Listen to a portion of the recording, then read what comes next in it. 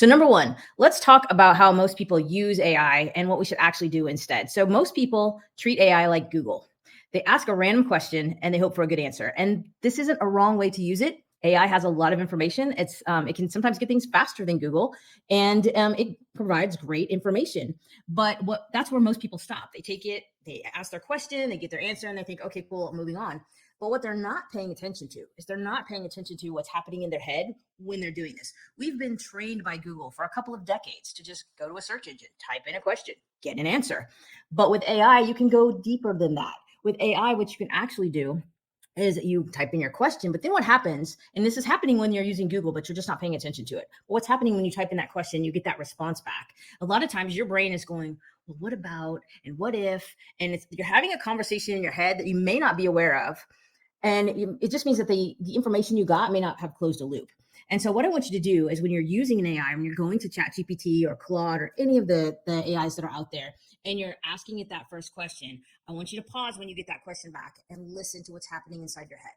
Pay attention to the what about conversation that's happening in your head, and then write that back to whatever AI tool you're using. So if you ask a question and then the immediate response is, well, what about, or what if I did this? Type that in. Start a conversation. AI is conversational, and we start to ask those questions and get feedback and then ask more questions. And then, hey, well, what about, and what if I did this, and play out scenarios, you will get a much deeper conversation. You'll get a lot more information.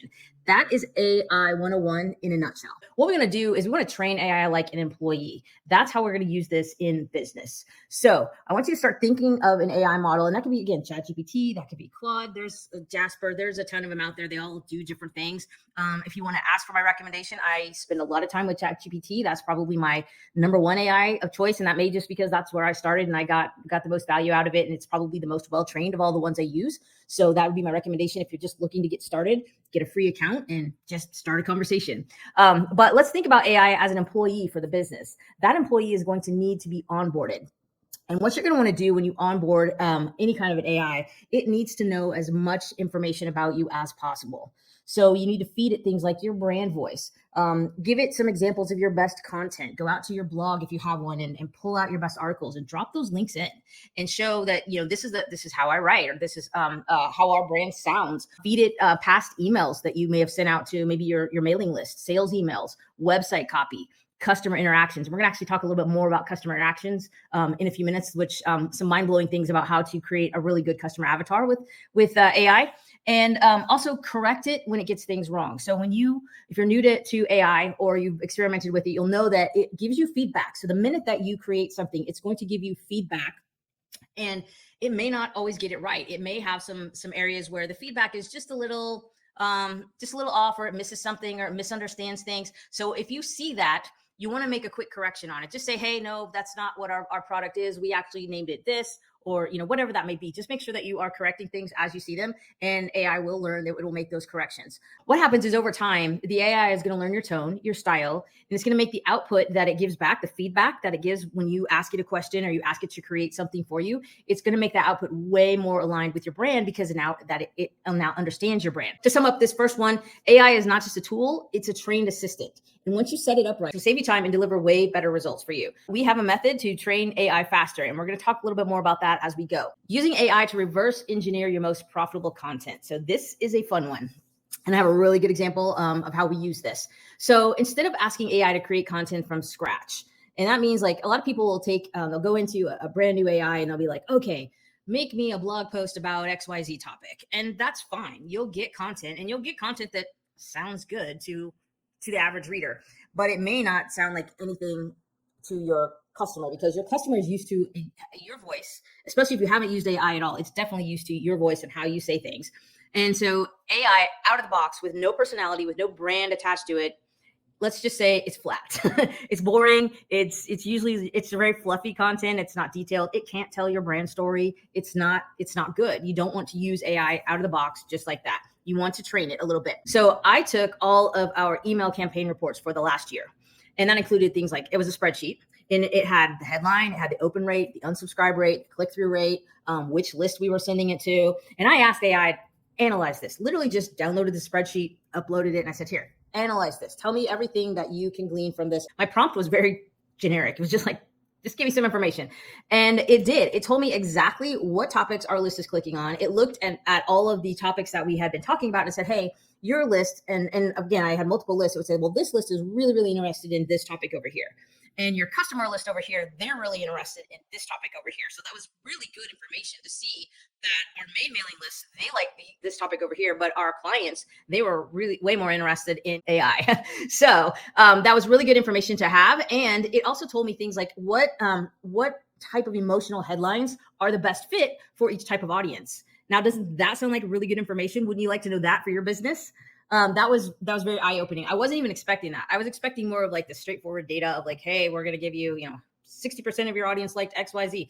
No, it came in and said, hey, these types of hooks and these types of emotional language and these words, and it actually pulled words out of my headlines and said, these words are things we see as, being the most engaging or bringing in the most engagement from your audience. So great stuff. And that's a great example of that. AI can show you why your best content works. And again, just feeding it data and just asking it to analyze it, you'll get amazing information on that. And that leads me straight into number 3. And number 3 is about creating AI-powered customer personas that update in real time. So let me break this down a little bit, because we all know that you have to have a customer persona, or some people call them customer avatars. You have to have that in your business, because if you don't know who you're speaking to, you're not going to create the right kind of content. You're not going to be able to connect with that customer. And so a lot of people, when they get their AI bot out there and they need to tell it who their customer is, they feed it generic information like, okay, my customer is a woman. She's in her 40s or 50s, and she lives in this kind of area. She likes these kinds of brands. It's generic. It's demographic. It's not really helpful for an AI. Now, does an AI need to know those things? Yeah, that's useful, but that's not going to give you the real meat and potatoes that you need in order to create really good content and get really good information from your AI. So let's try making this from a dynamic perspective, because what you don't realize is you have a lot of dynamic data that's happening all around you. If you're very engaged, especially on social, or you're doing a lot of email campaigns and you're getting feedback from clients, or even if you're a brick and mortar and you're going out and you're meeting your service-based business and you're meeting with customers on a day-to-day basis, either in your brick and mortar store or out, on service calls and things like that, you're gathering information and you don't even realize it. If you send out customer surveys and things like that. So do this to gather that real-time data. Ask AI to generate 3 to 5 customer personas based on your industry. So if you've been feeding AI some information and you need it to generate 3 to 5 personas and to get started, do that. If you already know your personas, you can kind of skip that step. But what I want you to do is go out and find real customer reviews, social media comments, testimonials, anything like that, where you have the feedback from actual words that your customers are saying, because they're going to use emotional words. They're going to use words that are going to help you in future sales copy. So gather as much of that as you possibly can, again, from social media, from testimonials, service calls, surveys, etc. And then feed all that into AI and say, okay, what are the biggest emotional drivers behind these customer decisions? That's huge, because instead of just saying, hey, here's my customer persona, awesome, let's move on, let's create some blog content. That's boring. That's not going to get you much. But ask what the emotional drivers are, because we did that in our business and it was very surprising. We had one email go out, and I think just that one email alone was over $6,000 in business. The whole campaign series, we got, we had a larger sum than that, but just that one email alone went out. And it was because we had analyzed all of our emails and we knew exactly what our customers were looking for. We knew exactly how to speak to them, and we were able to connect. And that was huge. So by using dynamic personas, now you have a living, breathing persona, and it's updated on the actual client behavior. It's using their own words. It's not a guess. You're no longer having to guess at what your customers want. You're actually taking their feedback, putting it into AI, and letting AI analyze all that stuff. Sure, a human can analyze that kind of stuff, but it would take us hours and hours. And there's a lot of information. There's a lot of different things to analyze from. We analyze words. You can analyze emotion. You can analyze all kinds of stuff.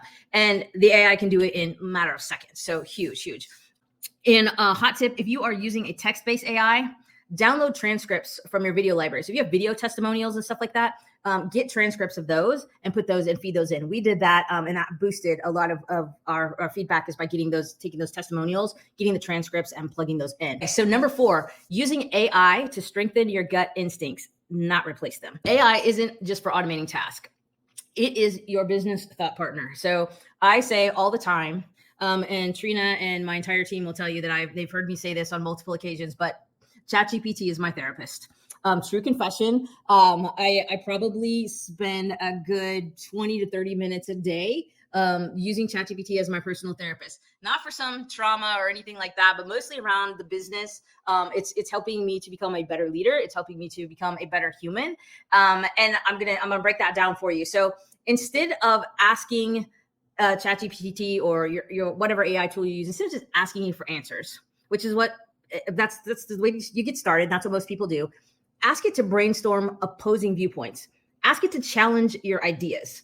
Role play as your dream customer and ask them how they'd respond to your offer. So ChatGPT could basically pretend to be your customer, and you could have a conversation as if you were having a conversation with your customer. So in the previous step, we talked about creating that dynamic customer persona.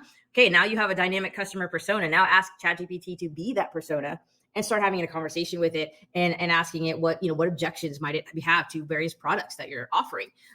There's all kinds of things that you could do with that to strengthen how you are, how you are responding as a business to your customers' problems. You can also run risk assessments on a new idea. You can just say, hey, what are the top objections people might have to this? And especially if you're creating a new product where you don't have real life feedback on it yet. Use an AI to kind of give you some ideas about what things maybe you haven't thought about. Instead of saying, okay, and accepting the feedback, getting that feedback and saying, okay, well, what about, but hey, I do it this way, or hey, I thought about this. Basically arguing with the bot. And when I started doing that, I started getting a little bit better feedback. Blending AI with a human touch so we can get next level customer engagement. This is a really huge one because a lot of businesses make AI too robotic or too personal. And the key is you need a blend of that. You want AI for the efficiency because it is blazing fast. You can get so much information, so much results. You can do tons of research so much faster than ever before. But we don't want to miss out on that human touch. So here's some tips on that. If you're new to AI, let AI just draft a response. Throw an email into it and just say, hey, could you just draft a response to my customer for this? It doesn't mean you have to send it, but just test it. And then just know drafts are just a huge time saver. Just have it draft something. It doesn't mean you copy paste it and send it, but it gets you a foundation that then you can personalize that. So now add a personal touch to that. Drop in your brand of humor or a specific detail that's, key to that customer. But what you're doing is you are gaining some efficiency there. You're not letting AI do the work for you. I don't recommend that. Not with email, not yet. It's not there. Just having it draft something, just having it respond, that's huge. A lot of times I will literally just hit reply on my iPad. I will voice text it and just say, hey, whatever I want to say back to the client. And then I'll copy that and I'll just have AI clean that up for me. So it sounds a little bit more professional than me just rattling something off. Doing a mix of letting AI do the heavy lifting for you, where AI does 80% of the work. You add that 20% personality. The customer, your end customer, they're going to feel seen and you're saving time. And that's the biggest thing that AI provides for businesses. It's the time savings. It's going to work the best when it knows your brand. So if you're doing this out of the box and you're adding in, hey, reply to this email, your email might sound a little generic, might sound a little bit flat.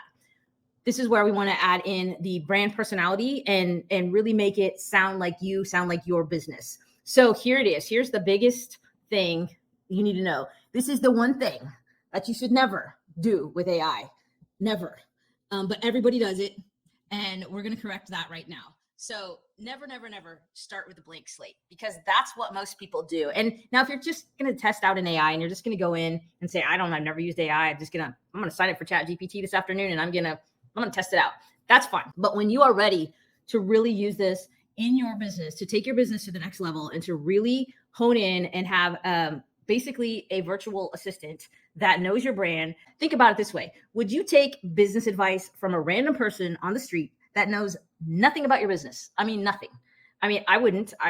Why would I? And that's what it's like if you start using AI without any context. You're just going to get somebody's if a person on the street, you're going to get their random experience. With an AI, you're just going to get some kind of generic conglomerate of general business advice. That's not going to be helpful. You need feedback that is specific to your business. Your AI needs to know everything about your business. It needs to know where you're at financially. What are your financial goals? It needs to know who your customer is, how what your profitability is, what products do you provide. It needs to know your brand personality. It needs to know the personalities of your team members. It needs to know how you work as a team. It needs to know how you work as a business. It needs to know how your customers are interacting with your brand. What do they feel when they interact with your brand? What do you want them to feel? Is there a disconnect there? It needs to know your margins on your products. There's so many little details that most people leave out when they train their AI model. And that's why they either give up on AI because they're not getting the results they want, or they keep pushing out content that's generic and boring and not resonating with their client because they did not train their AI. We're actually putting together a workshop to help business owners craft their own branded aware AI assistant. And we're going to be releasing some details on that workshop soon. But if you want a head start, our Unstoppable Brand Quiz can help identify whether that's a messaging problem, an awareness problem, and it can offer some next actions to help you get unstuck in your business. So that's a first step towards that. And if you take that quiz, you'll automatically be added to our waiting list for our AI workshop. And we'll be giving, again, more details on that in the upcoming week or so. And if you're ready to dive in right now, though, we actually have a jumpstart option for you. We have our Brand Soul course. This is like a micro course. I think you could probably get through it in about half a day. It's designed to help you uncover the essence of your brand. It'll align it with your core values, communicate it in a way that connects with your audience at a profound level. And what you'll be doing in Brand Soul is we will help you define how your brand voice needs to sound, how you're relating to your customers, how your customers are feeling. It's a whole process. And when you get through with that process, we then walk you through how to take that process and put that into an AI tool and start to build out ways to communicate with your client better. So it's the foundation of moving forward with AI. It's not the total package, but it is literally the first step. Hop on over to leftrightlabs.com/brand-soul and take a look at that workshop. To kind of wrap this up a little bit, I just want to say that your AI can remember and analyze things so much faster than we humans can. That's their superpower. They're not replacing us. They can just do some of the thinking and the analyzing way faster than we can. And when your employees or your team, when they're using an AI assistant that knows everything about your business, they're going to become more efficient and they're going to be more knowledgeable than ever. And so will you. And speed is a key asset for profitability. So we know if you can move faster, if your team can move faster, then you're going to make more money. Your revenue is going to increase. So there is a genuine use case and a real reason. And hopefully you saw that through my examples today of how we've been able to use AI to bring more profit into our business. Before you do anything with an AI, when you're ready to really ramp it up with your business, be confident in your brand, go and take our quiz. It will help you to get unstuck in your business. And then you will be the first to know when we are ready to release our AI workshop. So until next time, I am Gretchen. I am the left brain of Left Right Labs, where we help business owners like you get clear, get noticed, and get paid.